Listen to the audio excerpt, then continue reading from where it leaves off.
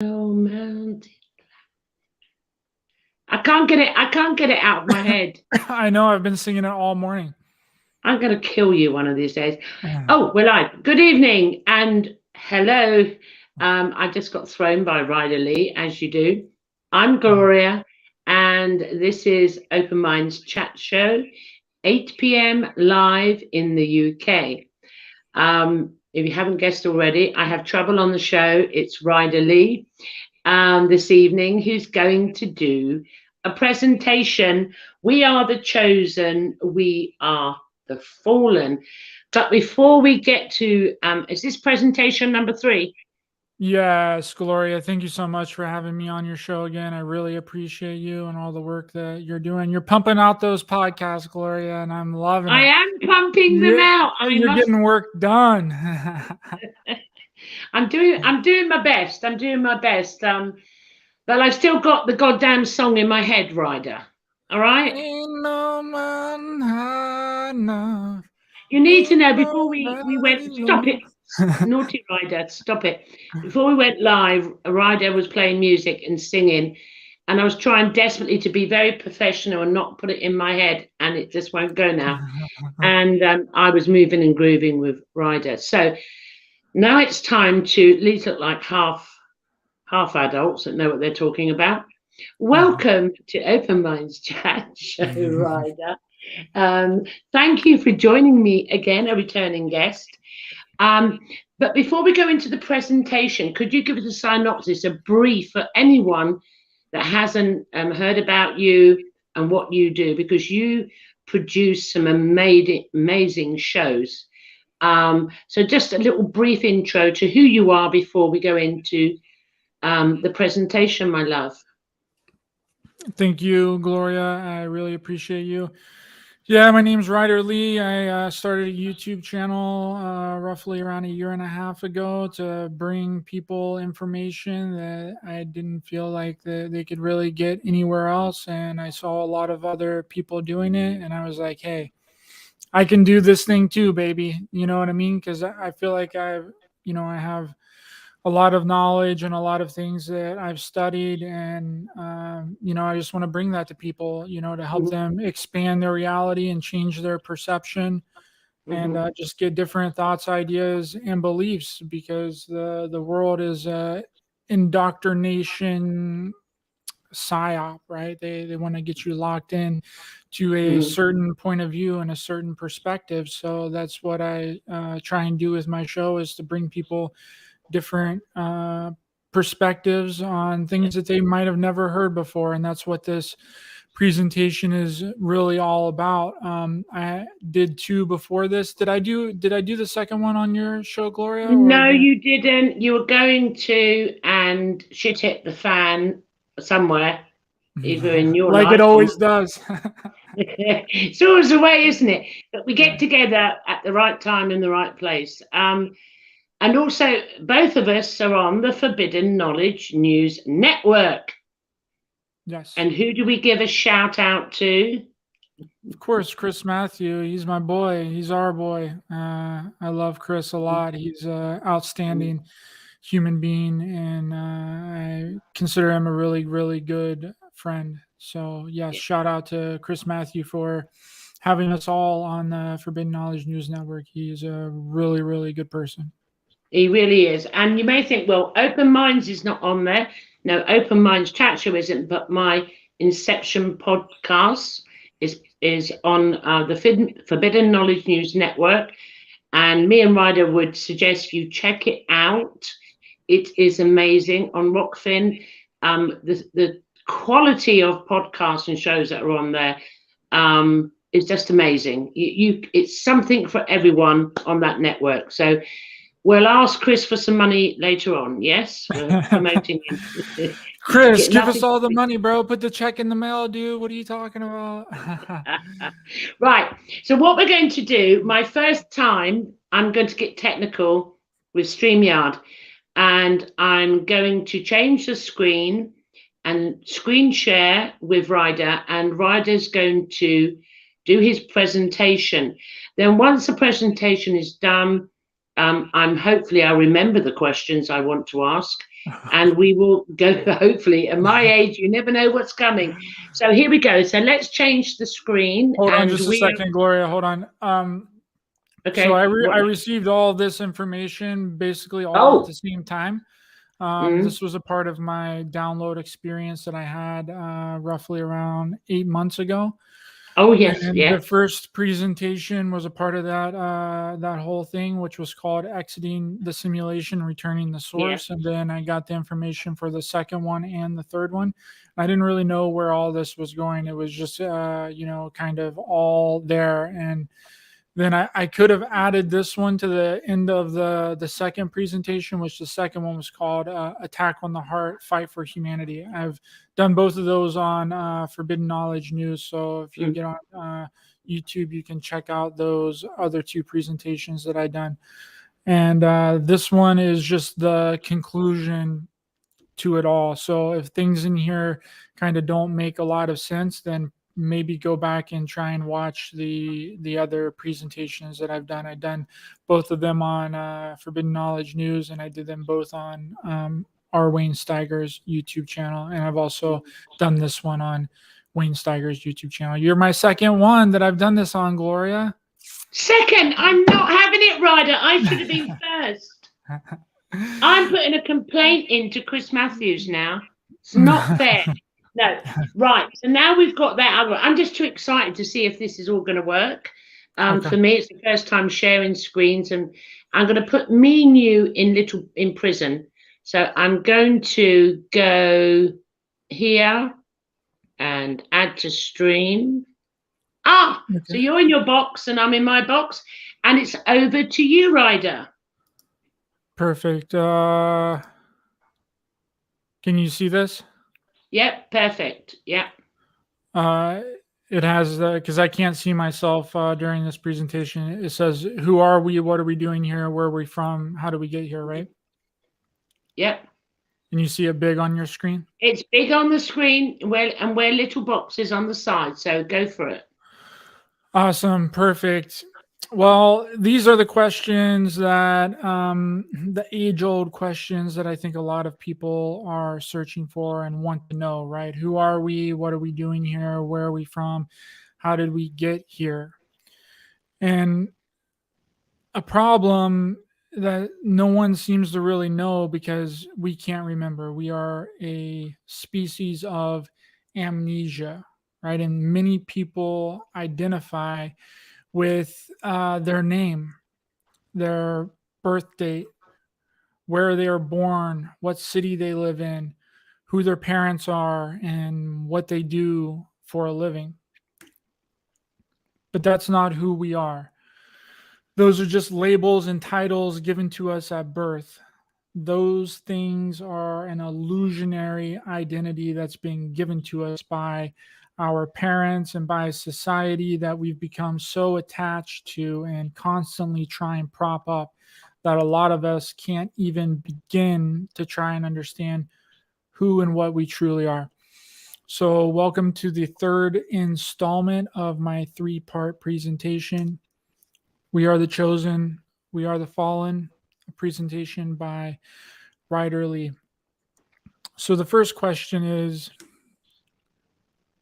how and why are we a species of amnesia? If we could remember our past, then we would know who and what we are, and we wouldn't repeat the same mistakes over and over again. We have been here for thousands of years. I stated this in my first presentation and in my second presentation. Again, we just have amnesia and don't remember. There's something that's keeping us from remembering, erasing our memories, keeping us from remembering not only our past as a species, but who and what we are. So to get a better idea of what's going on, we have to look at his story. We know that history is nothing but lies because academia can't even begin to perceive what happened with their limited perspectives, right? They got a lot wrong from the very start and never really bothered going back to fix it because that would involve a level of admission, and we know that they're not ever going to take responsibility. So I'm going to be sharing my perspective of events, and I'm not saying that this is fact. Again, it's just my perception based off of what I know and the information that I have.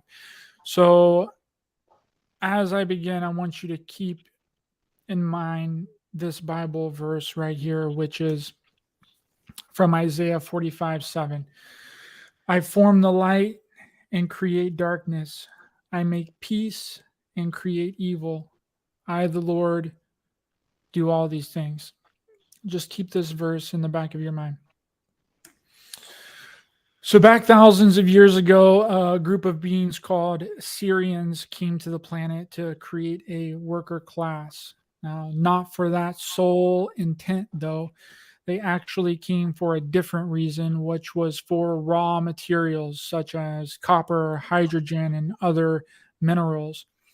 Copper, not gold, like Zacharias Sitchin had explained in his books, because copper is a very important material for some very advanced species. Copper, when mixed together with some other materials, can produce new stable elements. If you induce a high enough electromagnetic field at the right angle with a high nuclear radiation, it produces a overcrossing of the fields, and the fusion of copper with other elements can then produce a force field of a certain nature, which can be used for a cloaking device or weapons device. But they didn't want to bear the heavy labor of mining for minerals and raw materials, but they saw a group of dumbed down humanoid species on the planet, which they could be used to do the work for them. So they started messing with their genetics and DNA to support growth at an accelerated rate. Some of the humanoids responded well to this, and others not so much. This created a fracturing in the DNA to two different groups, which one called the ENK DNA and the ENL DNA. One group was very in touch interdimensionally, could communicate with beings in other star systems, densities, planets. These beings would be the one that high vibrational entities could incarnate into the physical body, because it would be able to handle it without spontaneously combusting. This is what the Sumerian tablets were talking about when they said kingship being lowered from heaven, like mentioned in the Enuma Elish and Sumerian Kings list. It wasn't a physical being coming down from the sky to rule, but it was a physical incarnation of a very high vibrational being from a different planet or density. The other group didn't have so much of these abilities. They didn't possess any of those qualities organically, and instead of trying to figure it out and work on themselves, they started worshiping the ones that could. They could have been just as powerful as the other group. They just had to work harder at it. The lower level beings that were created decided to revolt and rebel against the higher level beings. And I have no idea if it was the ENK group that was the lower level or the ENL group, but it doesn't really matter. This resulted in war and death, with many rises and falls of civilizations throughout time. I really hope this is starting to make sense and I'm not moving too fast.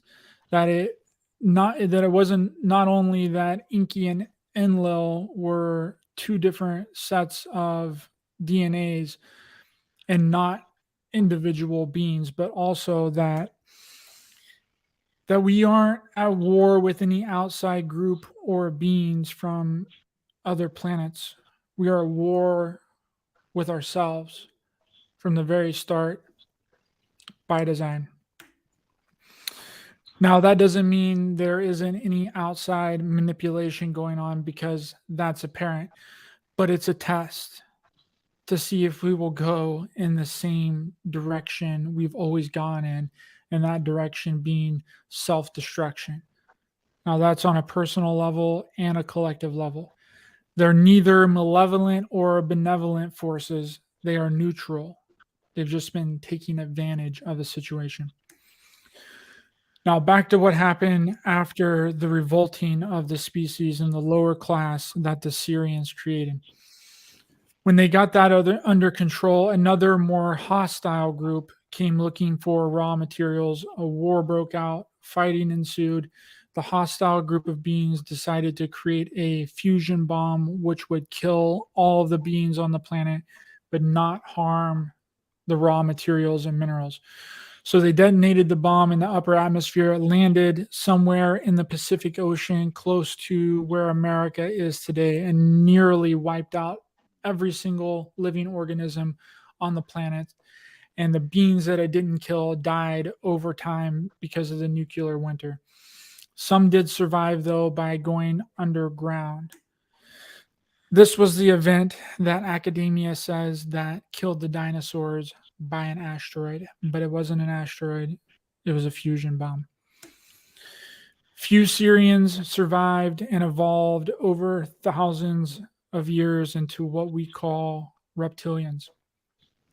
Earth-based reptilians, that is. And it sent the humanoid species that the Syrians engineered back to before the Stone Ages.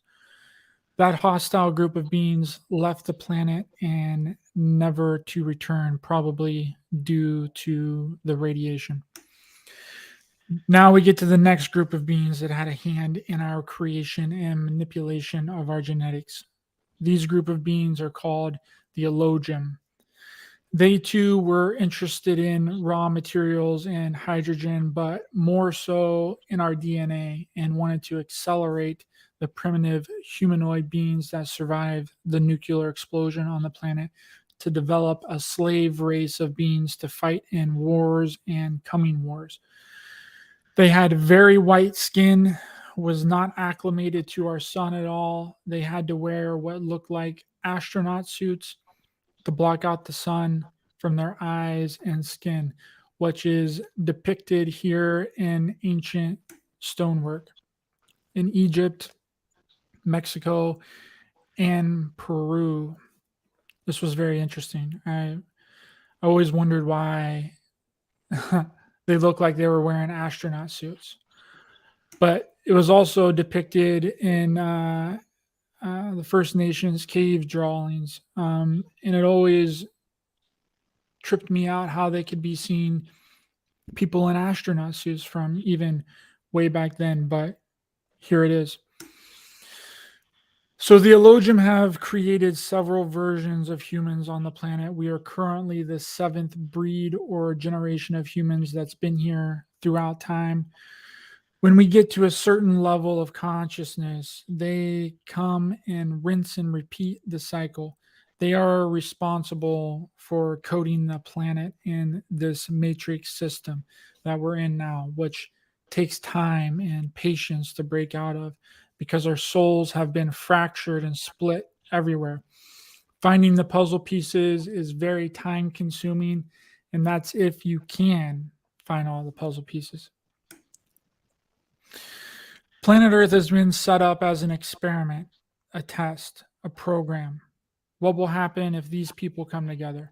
What if this situation happens? How will you act if this person does this thing or that thing, and so on? So that gets us to our next topic, which is, what is a fallen angel? Well, the standard definition of a fallen angel is an angel who rebelled against God and was cast out of heaven. The Elohim, when they created us back in our first generation, they left a group of lower level Elohim beings called Watchers. I'm sure people are very familiar with this story. Behind to keep an eye on the experiments here on Earth, while they went on to other planets in the galaxy to do the same thing and set up shop somewhere else, thinking that the Watchers would take care of us, but we know that they didn't. These Watchers started tampering with us on a soul, spirit, and consciousness level, conducting horrific science experiments. the giants, chimeras, mermaids, Bigfoot, animal-human hybrids, all of it. Any mythological creature that we know of from our past and ancient history were real, and they were science experiments to these beings. They also turned women into whores, giving children weapons, mating with the women of earth, also described in the book of Enoch, implanting us with AI. So when the Elohim came back to check up on things here, they were not pleased, to say the least. Not long after the lower level of these beings rebelled, there you go, there's another rebellion, and were ultimately defeated by the Elohim. They placed a trap over the planet, planet, if you will, so that we/them couldn't escape. They saw us as unfit, unruly, easily influenced with the promises that they'd be let go if they did a good job with the experiments here on Earth. But a lot of them got caught up in this plan net and got their soul fractured out many times by the false light trap. They became a product of their own making, confined to human bodies they created themselves. With the plan net place, they would lose more and more of their soul, splitting them off into separate bodies, inhabiting the avatars that they helped to create. The Elohim thought that this would be a good form of rehabilitation, but just like how human prisons mostly don't work as a means of rehabilitation on the planet now, the prison planet concept didn't work either, because the majority of them doubled down and turned the planet into a fortress. There are a select few that have seen the error in their ways and are wanting to regain the status and rejoin others, but they are stuck here as well. The Watchers are the fallen that have inhabited human bodies as a form of punishment, unable to escape for their misdeeds as a form of rehabilitation, and being recycled through the planet thousands and thousands of times, fracturing out their soul so they can never rise up and realize who they truly are. The Elohim thought that this would be a good idea, but little did they know the planet fractured their souls, splitting them into multiple beings simultaneously, mixing us with them, turning us into the fallen. We are the fallen. We are the fallen angels. All of us are. We are the ones that rebelled against God, Elohim, and as punishment, we are stuck here on the planet, serving out our sins. Though some of us have seen the error in our ways, like I was stating before, and are willing to take responsibility to try and reclaim our divine right. Now the question becomes, how do we do that? Which gets us to our next topic, initiation and past lives. What is initiation? What does it mean to be initiated? How important is past lives in this equation? Initiation isn't some ritual or something that gets you into a private club or group. The initiation process is you remembering. It's you remembering your past lives, who you are, and what you're here to do, with the ability to integrate them. Initiation is the process, the key to escaping this reality free of any barriers and limitations. We are not whole. That is apparent. And in order to leave, we have to regain all the parts of our soul that's been fractured out to become one again. And remember, no one's leaving the planet not being complete. Now, not a lot of people can handle it because we've been dumbed down. Our brains are not working really well. It's at a very low capacity to keep us from remembering, because the dark side doesn't want us to escape. They want us stuck here in a never-ending loop because they feed off of our energy. So they do everything they can to make sure we don't remember, with distractions, materialism, constantly looking outside of ourselves for solutions to our problems, and never taking responsibility.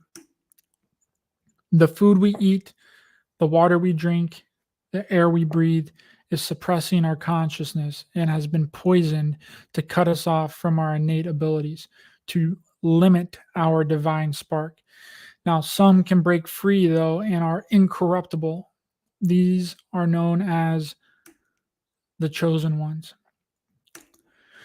Now, before people get in an uproar about being chosen, it isn't a title of superiority, making anyone better than anyone else. Being chosen just means you have been initiated into a higher realm of knowledge, gaining different perspectives, meaning you are here to teach, guide, and most of all, help yourself for the betterment of everyone. Being able to access and integrate our past lives to regain all the parts of our soul and consciousness that's been fractured. Realizing the mistakes of our past, healing them to integrate the divine spark which each and every one of us has. We're all chosen. Not everyone is here to do the same things, though. Everyone's different. That's what makes us special. There is no blanketed system. If there were, the planet would be a very boring place.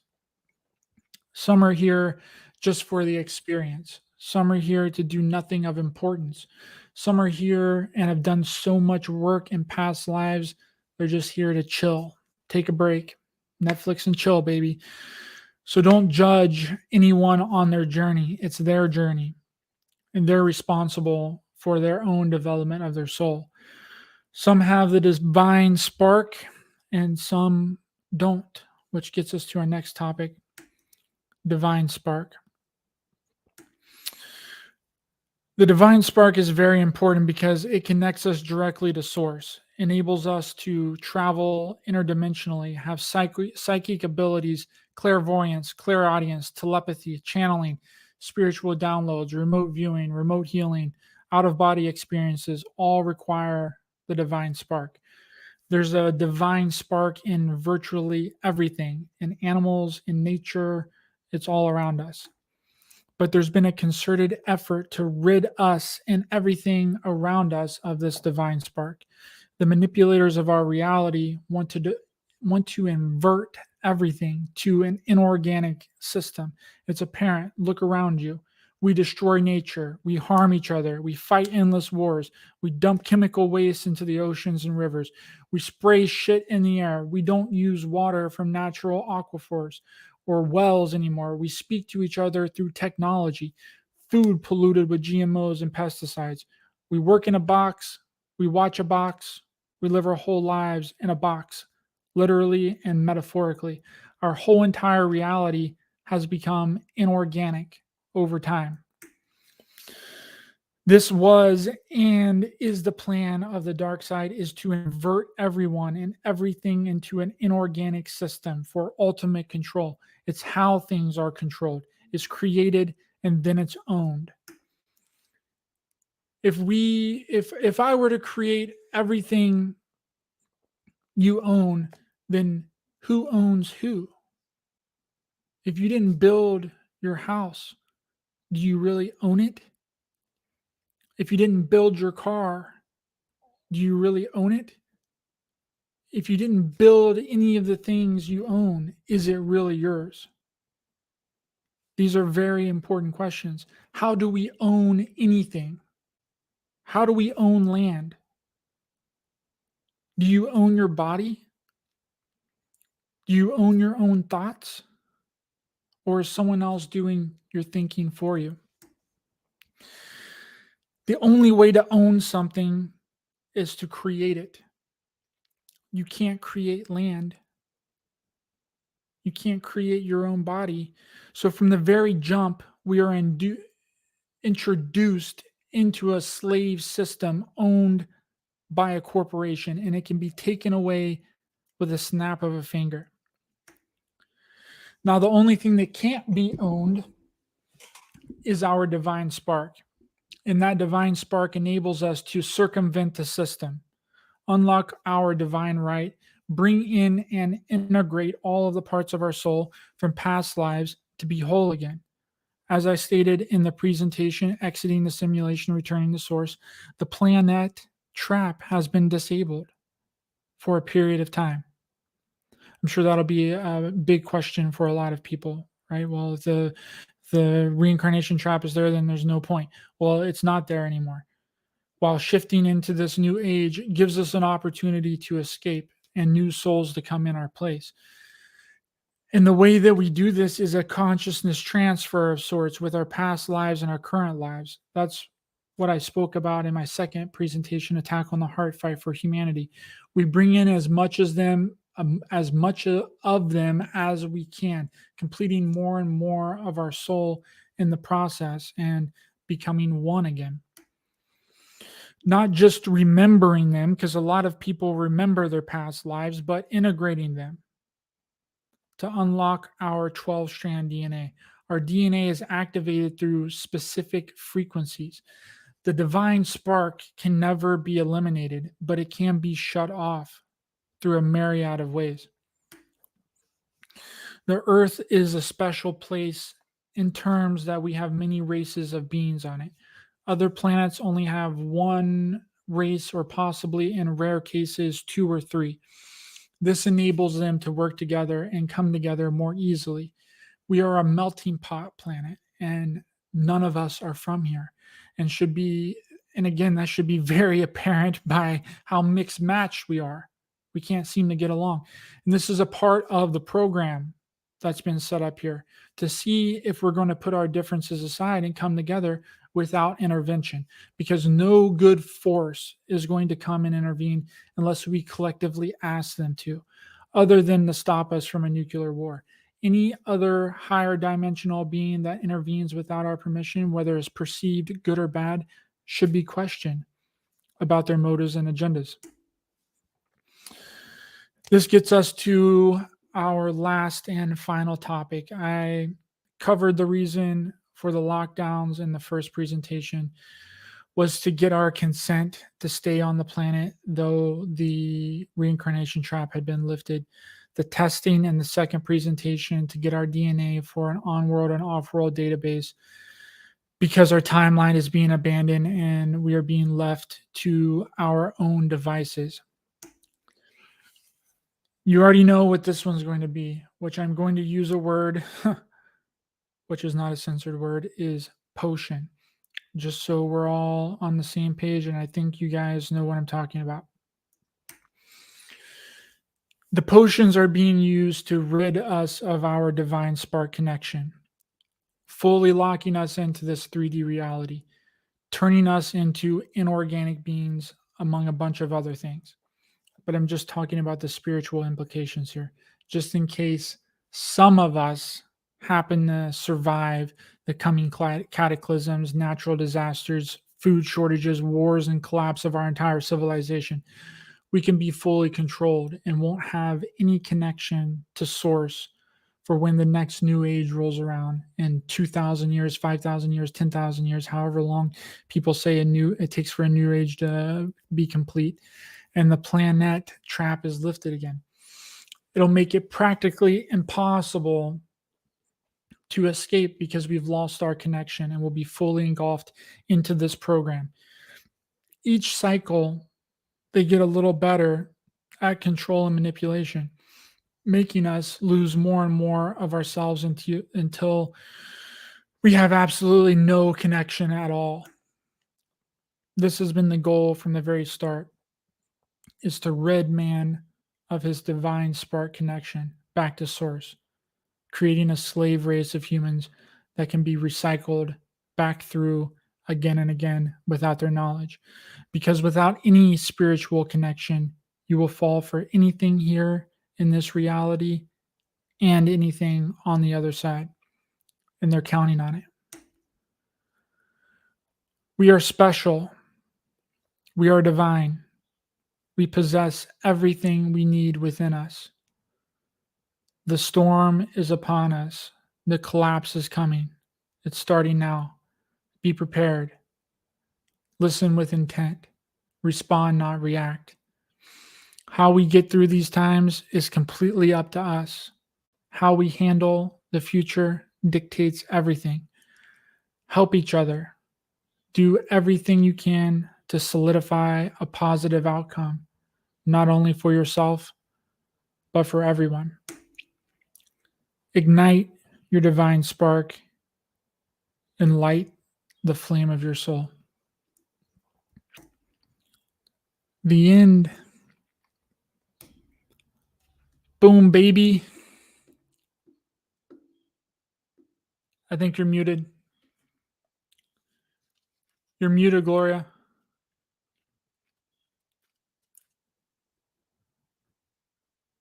I can't hear you.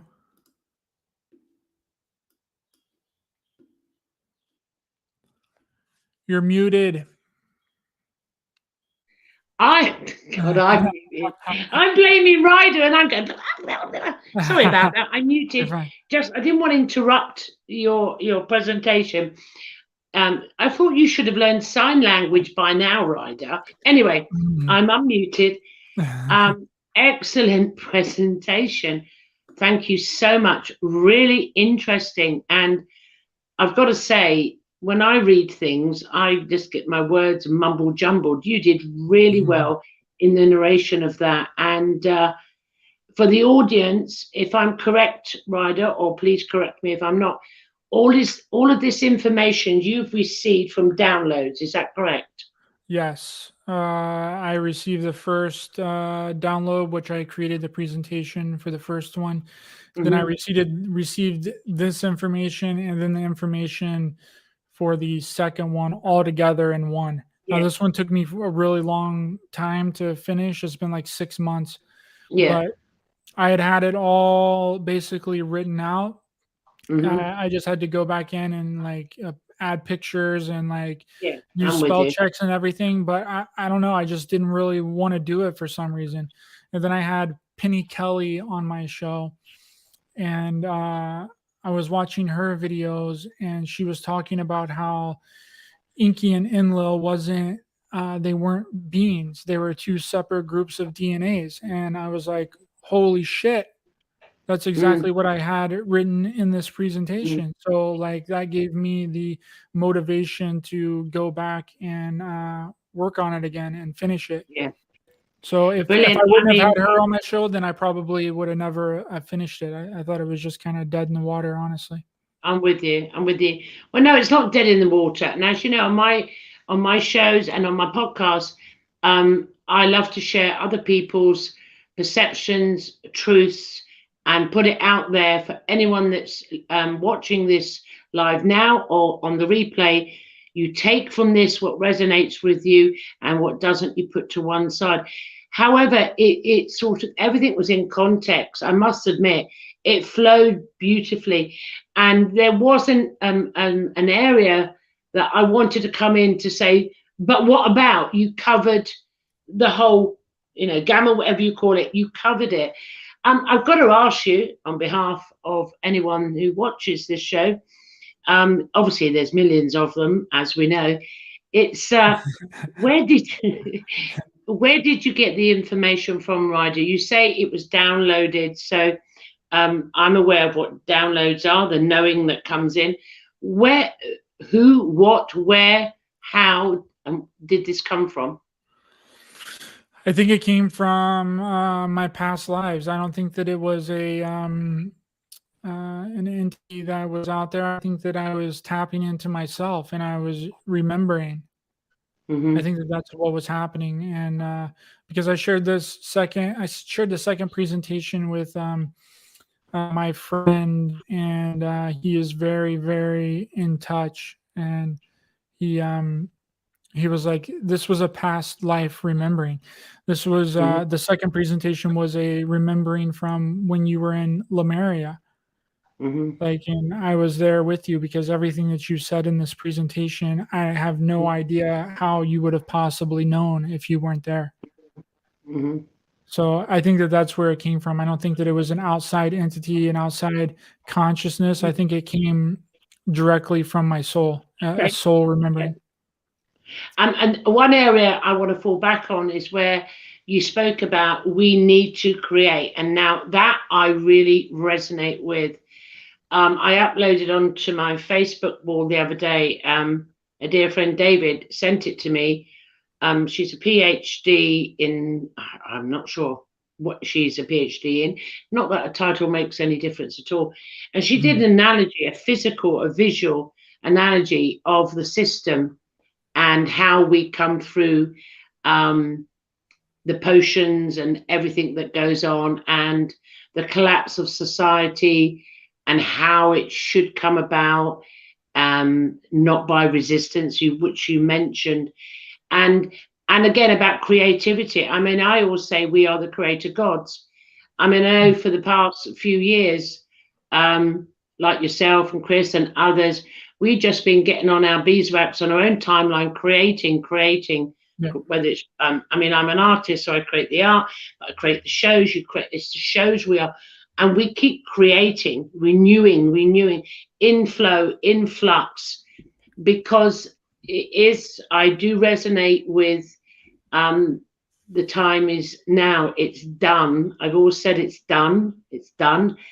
And so I resonated with, especially with the creative part, the creative gods, because when you disconnect from whatever you want to call the dream, simulation, illusion, it doesn't really matter anymore, and you don't carry the belief systems and concepts like, I have to do this to get to there, to do to that. When you break away from that, your creative juices come up, and like ideas just appear, things just come, and the synchronicities just flow, and you don't have to, I would say, use a left brain consciousness, because you're in flow with everything coming along. How does that resonate with you within your presentation?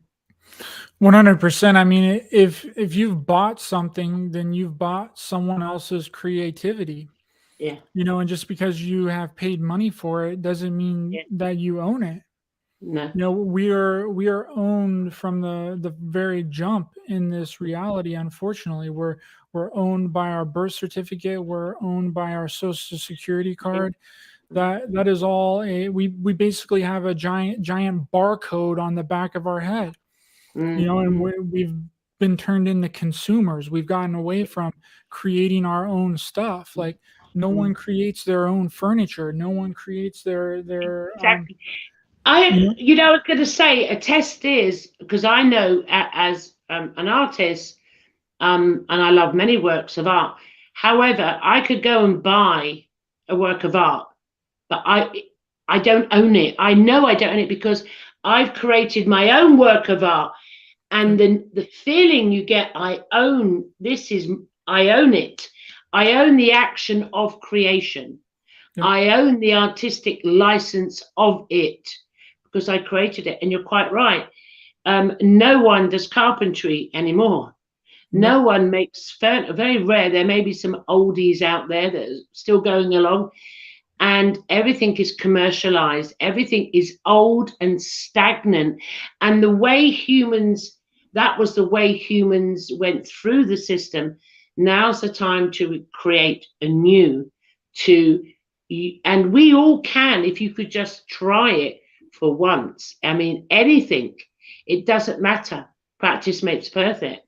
I mean, in your case, you're creating new philosophy, I would say. So we've got all the philosophy, I can't even say the bloody word, all the philosophies that we've all grown up with in school and university and whatever. You and many others like you are now creating new philosophical discussions. So we're sort of having a discussion about your thesis you've just done. Does that make sense to you?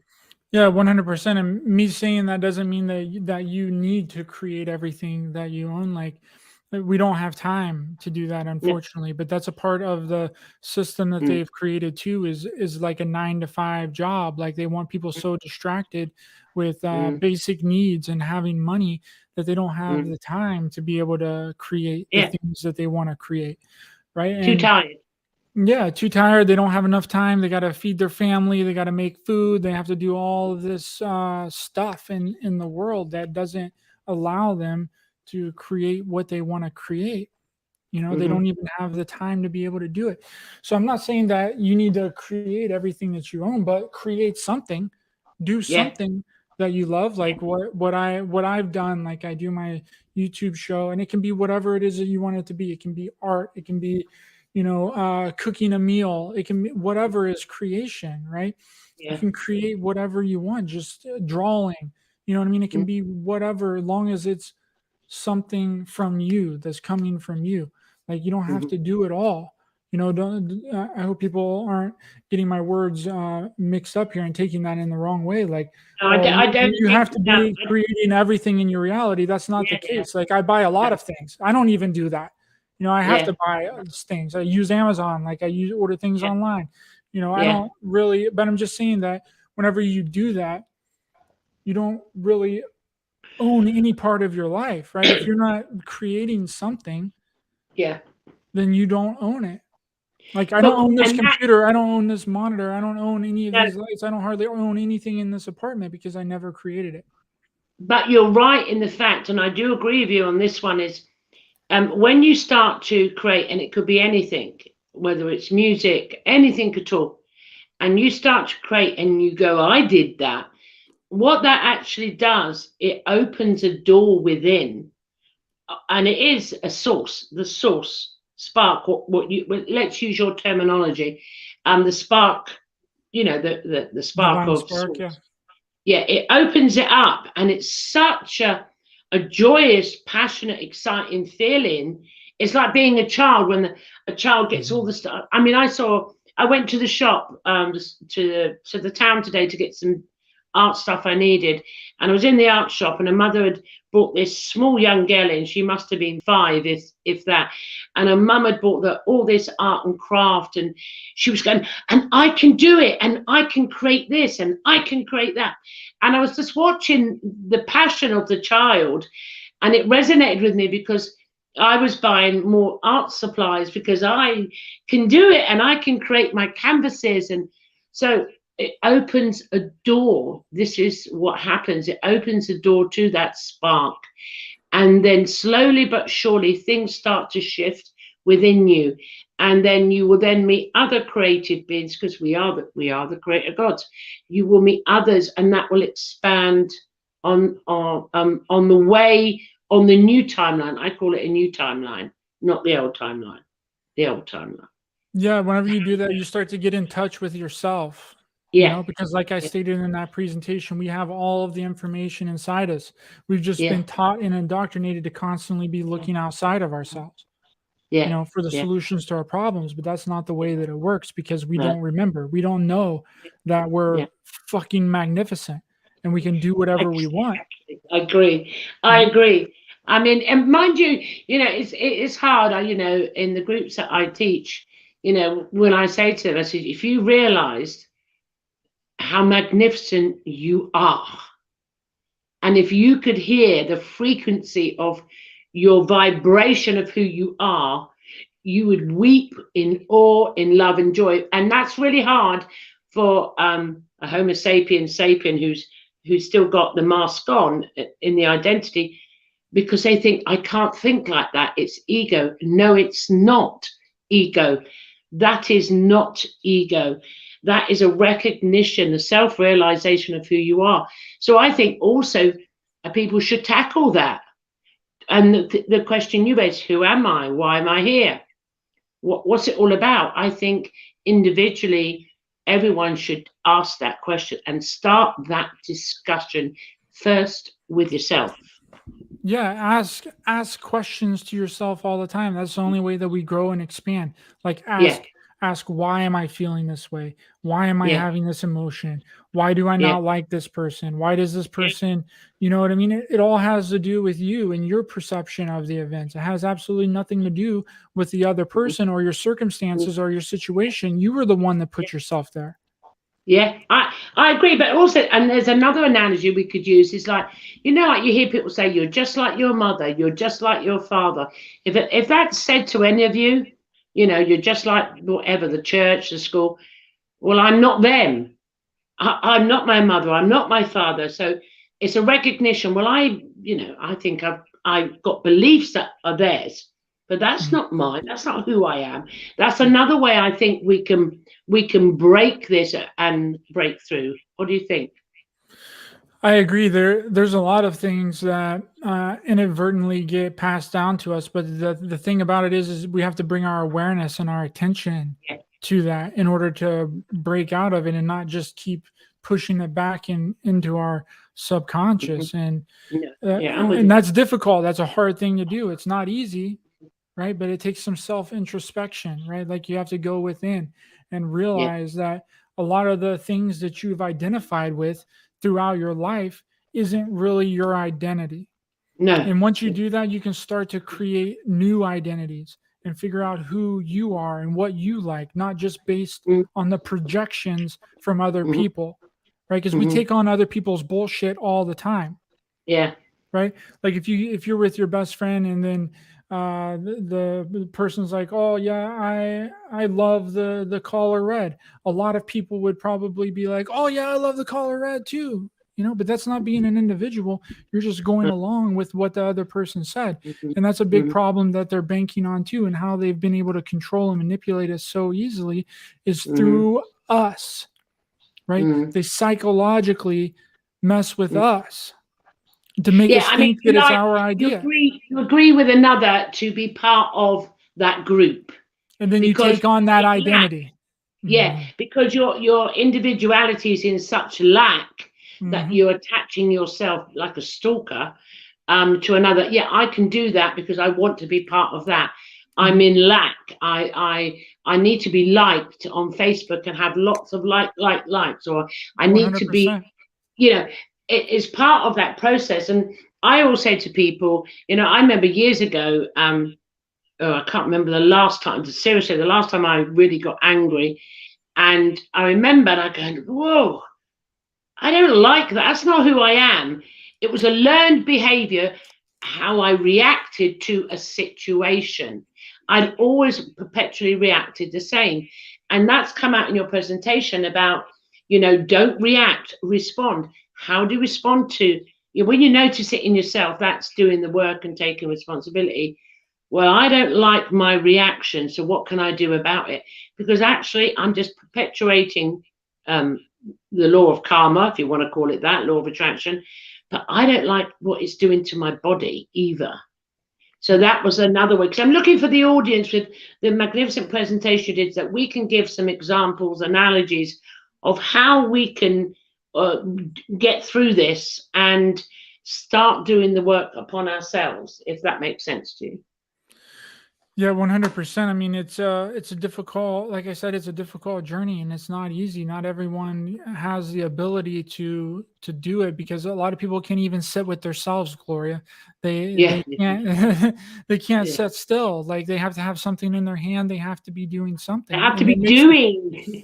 And it makes them feel uncomfortable Yeah, when they're yeah, not doing something, right? yeah, That would be the yeah, first thing that I would tell people to do is just be able to sit with yourself. Put your yeah.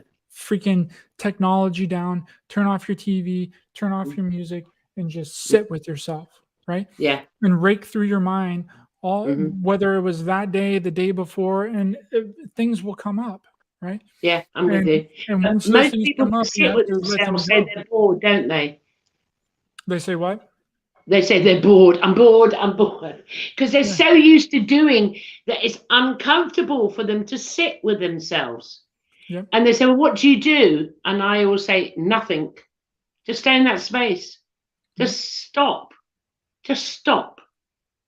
That's it. And Stop. you can also be doing things while you're doing other stuff too, right? Like Mm. whenever you get really good at that, like you can be meditating and going within while you're doing other stuff, right? You can be Yes. cooking food. Like I love cooking food because it gives me time to actually stop Mm. my thought process. Like I love Yeah. washing dishes because that gives Yeah. me the ability to Yeah. calm myself down, right? You Yeah. can, and when people say that they don't have time to do stuff like that, well, do it while you're doing other stuff. Like how many times do we go Absolutely. to the Good bathroom a one. day? We go to the Yeah. Good bathroom one. a lot. How many times do we sit down Yeah. on the toilet? Well, sit down and meditate for 5 minutes while Yeah. you're taking a shit. While Yeah. you're in the shower, do a meditation. Anything that can, you'll never stop the mind, but you can calm the process down. I mean, I know when I work on a canvas, I'm not here. There is no thought process. Yep. There is nothing. And I'm fully aware because something's coming through. I feel, and it's a peace. And it's just, the more that you go into this space, at the first it's a bit uncomfortable.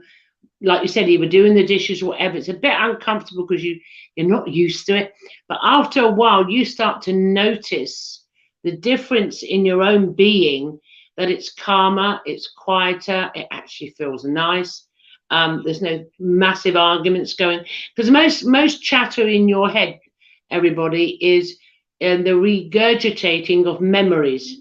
You're always living and acting and speaking and doing in a memory, and you're missing the now that you're in. So it's just, if you just spend some time monitoring your thoughts when you think, this will, another analogy is, look at the thoughts that come in your head, and you'll find they're memories. You're regurgitating, you're pressing replay on the video, replay, and every time you replay it, you reinforce it. And if it has emotion in that memory, an emotion, you reinforce that emotion, and every single time. So look at the thoughts that come through. If an inspiring thought comes through, something like, I'm going to create this and that, that's coming from your creative being. But if it's something like, oh, I've got to go and do this again on next week, I mean, we haven't even got to next week, then that is just, you're just perpetuating. And most of the time, if it's not memories, you're thinking about and creating a future and worrying about it that hasn't even happened. And by the time you get to that point in the now, you're worrying and predicting for the next whatever. So you're missing the future you planned. You're missing everything because of it. So it's a perpetual cycle. So I agree with you, is calm down, make the space, do something different. That's another one. Do something different that you've never done before. Challenge yourself. How about that one, Ryder? Yeah, challenging yourself and being uncomfortable is very, very necessary in this reality, because if you're not in any uncomfortable situation, then you're not growing and expanding as an individual. Your consciousness is staying stagnant. Yeah. Right? Because you've been put into an echo chamber of thoughts and ideas and beliefs. Like we have to be constantly challenging ourselves to grow and expand. If not every day, then at least more frequently than you've been doing it. And a lot of people, they don't want to be in that uncomfortable situation, right? They don't want to be uncomfortable at all, because I don't really know what's behind that. But whenever you rise above it and you do something different that you've never done before, your reality expands. And then you start unlocking parts of yourself, right? And developing new experiences based on them. Absolutely. So go out there and do whatever it is that you want to do, and don't be afraid. Jump out of an airplane if you want to jump out of an airplane. Go. Don't forget the parachute, though. Don't forget the parachute. Hold on. Go to the trampoline park. It's never too late. Like we have this thing with us whenever we get older, that we feel like that we can't do things because we're getting older. Like, go and do them. Like, who cares? It does not matter. Just go out and do it, and live your life to the best of your ability, and laugh and have fun and have a really good time. Like, laughter is so important, especially in these times. Like, just laugh. Crucial, absolutely crucial. I remember when lockdown started here in the UK, I remember going on my laptop and I found all of the comedy shows, the Vicar of Dibley, anything that was just stupidly funny. And at the very beginning, because I don't watch TV, I just watched replays of these, and I was laughing. And some really bad comedy, some of it. I mean, it's so bad you laugh because it's like shit, but it was hilarious. So I would do that, and I do suggest that to people as a form of self-help. Is if you're feeling that it's a bit too much, go and put a comedy on. Go onto YouTube. Go somewhere. Especially the Vicar of Dibley. I don't know if you know that in America, but in the UK, it's fucking hilarious. You know what I mean? Naughty Vicar she is, and things like that. So humor is really, I agree, is really important. lighten you up, and that actually does help with making the space for you to be with yourself. Because when you're laughing, you're in your own company, you're in your own space, and you're not laughing at anybody, but you can feel this joy within you, and you're connecting stronger and stronger, I would say. What about that one? 100%. I think that that's exactly what's going on, and I love to laugh. You know, I like to dance. Like I was dancing before we got on the show. You know what I mean? Because it makes me feel He good. was singing. He got me in my. I'm not doing it. Forget about that. Just before. Yeah, I know you're gonna, because it's ain't no mountain. See, it's in my head again. Stop it, Ryder. I used to Diana Ross and Supremes. Oh, I remember. I adored Diana Ross. Anyway, we're not going there. We've digressed. Now, there is, before we close on the show, there's an area that you raised in there that I have found extremely interesting, and we all know our truths change all the time with the experiences and interactions we have. And why it resonates is on my show last night on the Ghost Stories, me and Michael Feely actually got into this. But on most of my shows recently, this topic is coming up. And when you talked about the creation, we don't have to go into great detail of your presentation, and, who created us, and we are the fallen angels. I don't use fallen angels, but it doesn't really make any difference. I've recently been talking about like a realization and knowing that's coming more and more from many that I talk to. And it's like, well, we are them. We are the ET. We are the dimensional beings. And this is what's been going on for some time. And I had this conversation with Michael Feely on Waking the Dead podcast that I aired last night. And we got really deep on this one, because it touches upon, and you mentioned about, the spirit world as well, that they are us and we are them, so the research area, it's not research, it's the knowing or the downloads that are coming in now with me. You touch upon it in your presentation. And this is what I love about discussions on shows like this. I use my old school analogy. If we have an orange, cut it in half to you, half to me. We're both experiencing the orange. However, we're both experiencing it differently. Your presentation and what I'm going through and talking about my shows is the same experience, but we're going through it differently. Does that make sense to you, Ryder? Yes, it does. And many people have those kinds of experiences, just with different kinds of terminology, right? Like, I just use those terms because they're the most well-known terms. Like, absolutely. They're just labels. I mean, the ultimate crunch come to last night. We pushed the bar out last night, and I said, so it's looking like that. Let's say, for an example, hypothetically, I am an Arcturian, let's say that for namesake, who came here to have the human experience and go through this, matrix. Then when the physical body dies, the spirit of the identity I pretended to be is there, still needs the work to be done on it. Yeah. Does that make sense? Does that make sense? Because, and it come up in the topic because my part of my area is rescue mediumship. So those that don't know, they've passed, or I rescue the medium from the Homo sapiens sapiens, is to bring them out. And last night's show really demonstrated that Homo sapiens sapien went in and rescued the spirit, so the spirit could do the work and overcome real severe trauma.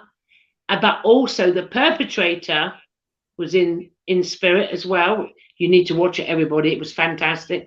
Needed to have that healing too.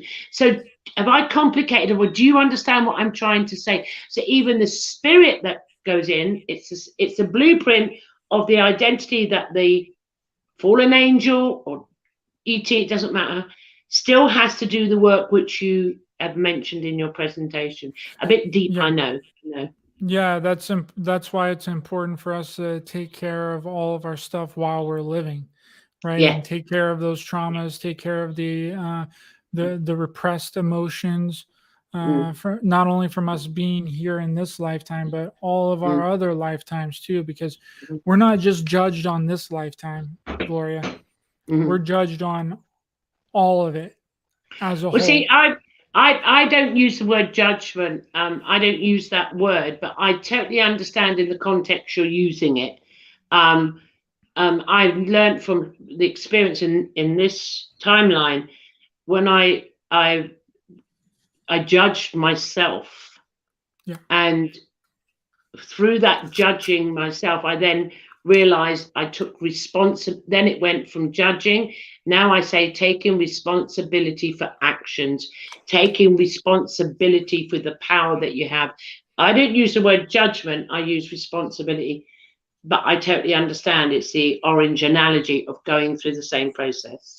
It's the same thing. Yeah, you're right. It's not so much a judgment from anybody else, it's a judgment Yeah. from yourself. But whenever you're not aware that the judgment from yourself is coming from every single one of your past lives too, that's going to catch you off guard, because a lot of people, they think that, well, if I just be a good person and a good individual, It doesn't work that way, Ryder. you know, it doesn't. No, it doesn't work that way. It doesn't. It doesn't. I mean, it's when you know, for example, we're all assholes at some point. We all fuck up. That's not wrong. That's not bad. It's experience, and we're supposed to learn. But sometimes we don't, and we have to keep going in that loop until we do learn. And if you don't, and the physical body goes, and I don't know, I haven't experienced that sort of thing in memory. There's no memory of it, so I'm not going to say what happens to anybody, but I do not believe in heaven and hell. All right, I do not believe in that. You are eternal spirits, you are God consciousness, and it's a game and all that, but let's pull it back. So yeah, it's about taking responsibility. So, and I remember when Chris, I use it a lot because I plagiarize Chris Matthew as much as I can, but he gave us an analogy that he went to the store and he saw someone and he said that person was an arsehole, and then he stopped and he said, no, that's me. It's me, him, Chris Matthew. Yeah. It's my reaction. What is it in me that is judging that person? And I don't, he said it a lot better than I've just relayed it, but that's about taking responsibility. If you don't want to experience trauma, then get out of that link of it. Look at yourself. You're seeing something in you when you look in the mirror at another being. How does that sound with you? 100%. Everything is reflecting back to us that of which we need to heal, right? It's not even that somebody has done something to us, and they can do whatever they want to us, but that's just reflecting back to you what's going on within the very fiber of your being. And if it wasn't going on with you, then it wouldn't happen to you. I don't know if that makes sense. Yeah, no, and it's hard to articulate. It's really, sometimes it's hard. It does make sense, but for anyone in the audience who says, well, Ryder's done this amazing presentation, but and nothing worse, Ryder, than someone says you need to do this, but no one gives you the fucking tools to do it, or even opens a door, or even gives you a pointer.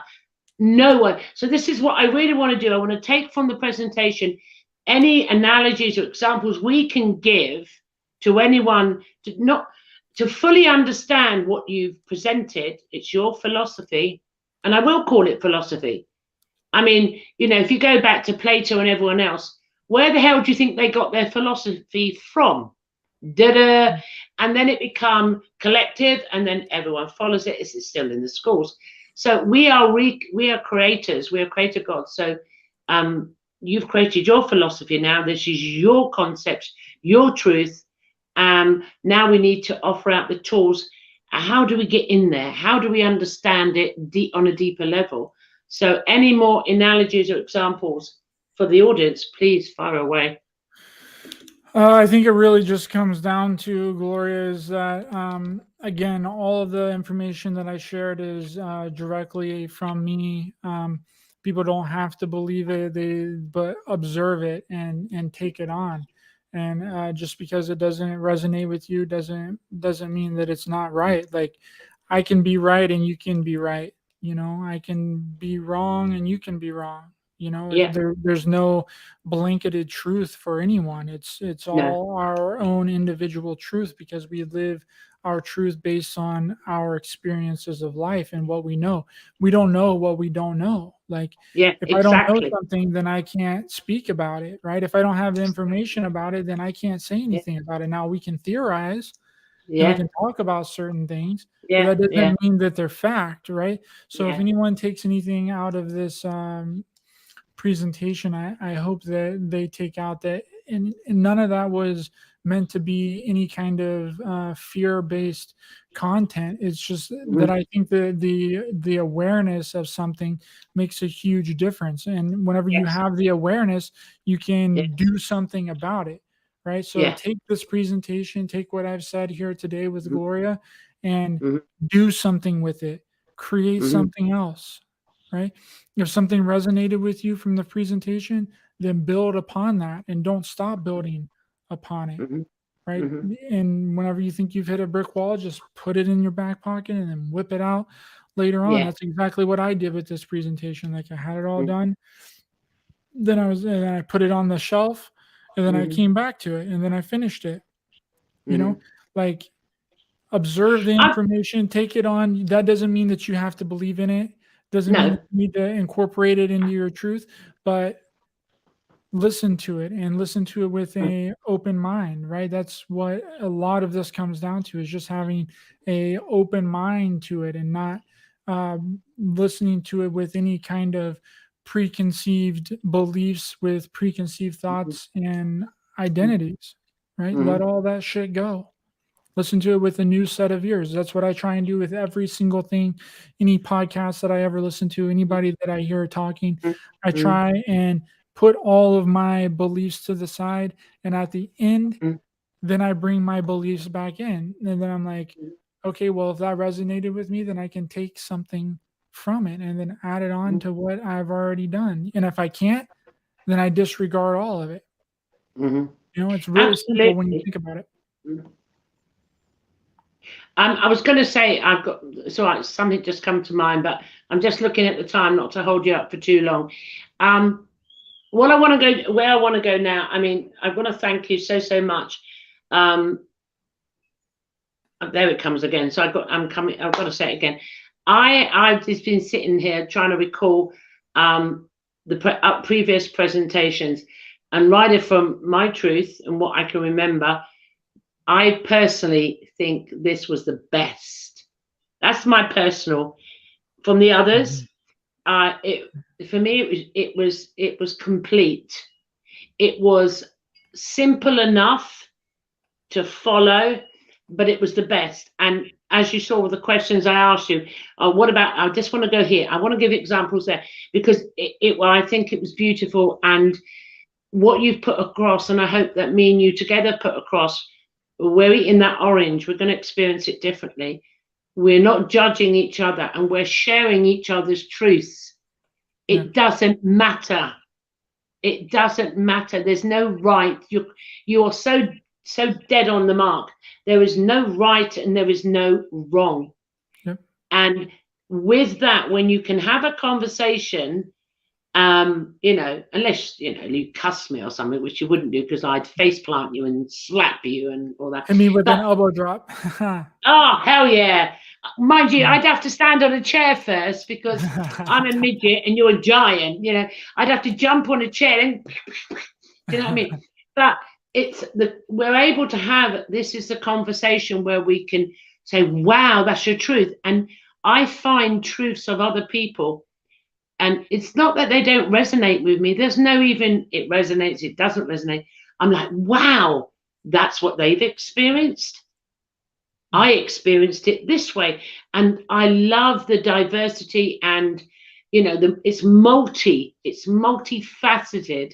And these are the conversations that I think podcast hosts, chat show hosts should be having now, like on your show. So what's coming up next on Raised by Giants? What have you got coming? Come on, we know you got a big star coming on. Yeah.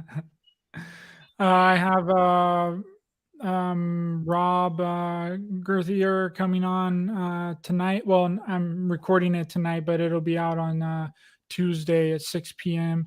PST, and that's going to be a really, really great show. I'm really looking forward to interviewing him and talking with him. And if people would like to check that out, they can subscribe to Raised by Giants on YouTube.